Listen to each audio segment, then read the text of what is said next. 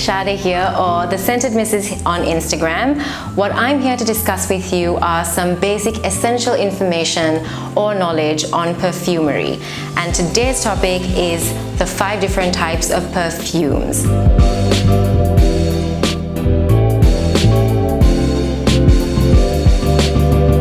There are 5 types of fragrances, and they all differ depending on the concentration level of the perfume oil that's added into it.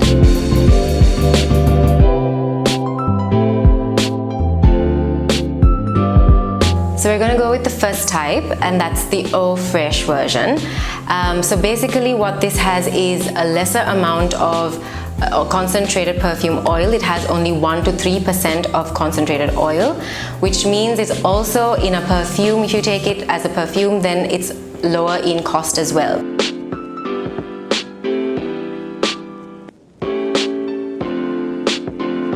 The second type of perfume that I want to discuss with you is the Eau de Cologne. Now, I'm sure many of you know what that is and you've heard of it, you've also used it. We have so many different brands here. We have Pears, we have Baby Cherami, Johnson's & Johnson's. But do you guys know actually from where the term Eau de Cologne originated?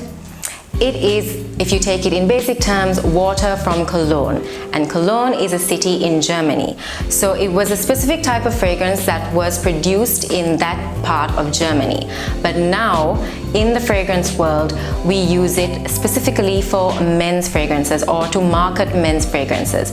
Now, the concentration or the perfume oil concentration in an eau de cologne is a little bit higher than an eau fraiche. It's about 3 to 6% perfume oil concentration, which is also much cheaper. If you go to purchase a cologne, would be much cheaper than purchasing an eau de parfum, which has a higher concentration level of perfume oils.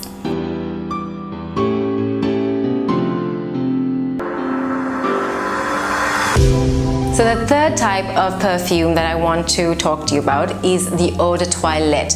Now, I know most of you also probably know about an Eau de Toilette. Maybe you've seen it.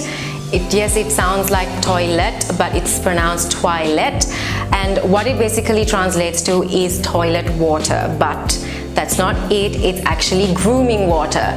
In French, if you take the direct translation, that's what it comes to, grooming water. The perfume oil concentration in Eau de Toilette is about 5 to 15%, so it is still higher than an Eau Fraiche and an Eau de Cologne, which is why it lasts longer on your skin when you wear it. Now, it's not as strong as an Eau de Parfum, and I'll come to that a little bit later, but a few of the most common Eau de Toilettes that you can have is, I'll show you some from here. This is an Eau de Toilette. This is Burberry Brit, an Eau de Toilette. Now, this would last on your skin for approximately 4 to 5 hours. And you can reapply it, but Eau de Toilettes also, if it's made with the proper ingredients and the proper notes, then of course, and the quality of the ingredients, they would last much longer. They're supposed to last about 8 to 10 hours on your skin. But nowadays, the Eau de Toilettes don't really last that long on you.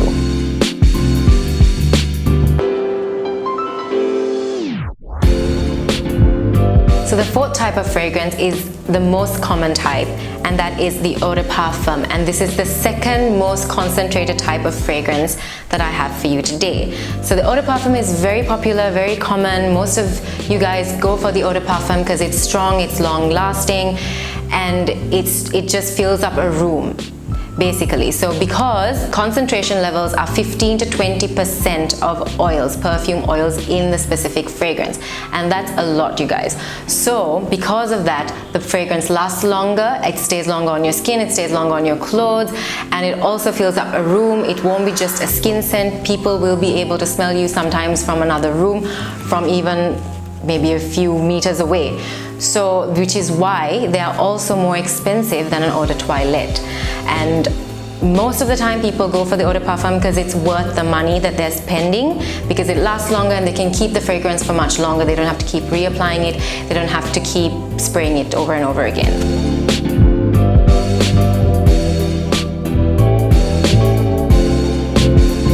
Fifth and and final type of perfume that I want to discuss is the most concentrated of them all, and it is the parfum.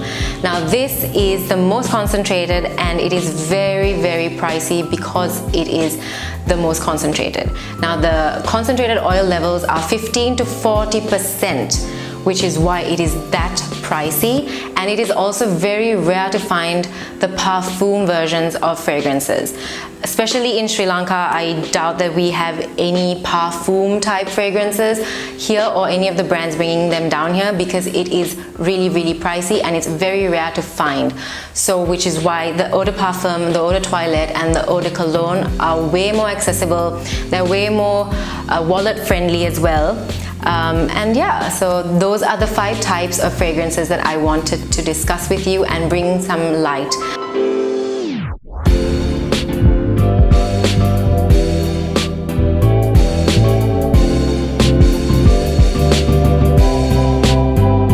This is actually a hobby of mine. So I was really into perfumes from the time that I first received a perfume, and that was from my dad on one of my birthdays, and I was just a teenager. I think I was about 14 or 15, and whenever he used to do a flight, he used to always bring me back something, and perfume was something that I really liked, so which is what got me into it. But for me to get from that level to this now, where I want to actually start reviewing and get a little bit more in depth with perfumes, was the first perfume that I bought myself, and that was 10 years ago. I had just started working, and that was when I first bought myself a perfume. So that was when my true love for perfume started, and it was just a hobby for me. So I just really wanted to share with the world what I thought and my recommendations, and just to basically bring some light and some knowledge on the world of perfumery. And I don't think it's been done here in Sri Lanka yet, though I do follow a few YouTubers and things in the US and in Europe and things like that. But I just want to bring it to my country, to Sri Lanka. So that's...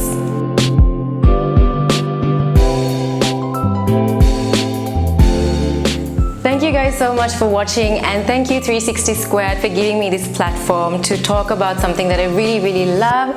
And stay tuned guys for something and more episodes coming up with 360 Squared.